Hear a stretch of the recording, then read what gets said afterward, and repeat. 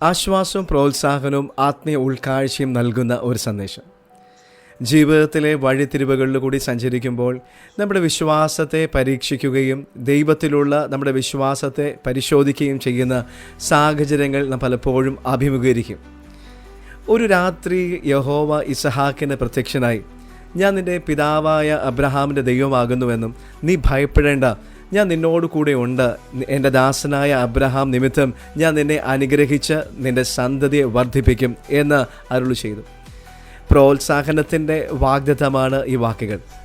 ഇസഹാക്കിൻ്റെ നിന്ന പോലെ ഇന്ന് നമുക്ക് ഈ വാക്യം പ്രസക്തമാണ്. നിങ്ങൾ നോക്കൂ, ഇസഹാക്ക് ദേശത്ത് കടുത്ത ക്ഷാമം അനുഭവിക്കുകയായിരുന്നു.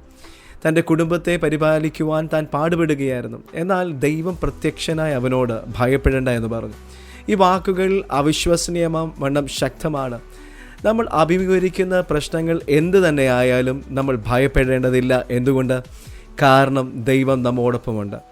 അവൻ നമ്മുടെ സുഹൃത്തും മാർഗനിർദ്ദേശിയായും പ്രകാശവും ശക്തിയുടെ ഉറവിടവുമാണ്.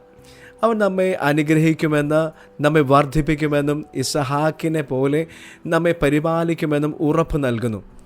അബ്രഹാമിനെ സ്നേഹിച്ചതുപോലെ നമ്മോടുള്ള തൻ്റെ അഗാധമായ സ്നേഹത്തിൽ നിന്നത്രേ ഇതൊക്കെയും ചെയ്യുന്നത്.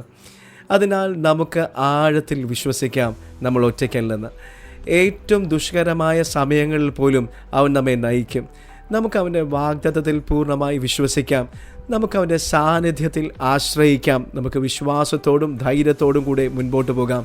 ഭയപ്പെടരുത്, ഞാൻ നിങ്ങളോടൊപ്പമുണ്ട് എന്ന് ഇസഹാക്കിനോടുള്ള ദൈവത്തിൻ്റെ വാക്കുകൾ നമുക്ക് ഓർക്കാം.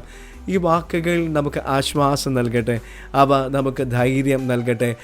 നമ്മുടെ ദൈവത്തിൻ്റെ അവിശ്വസനീയമായ സ്നേഹത്തെയും സാന്നിധ്യത്തെയും കുറിച്ച് ബോധമുള്ളവരാകാം. God bless you.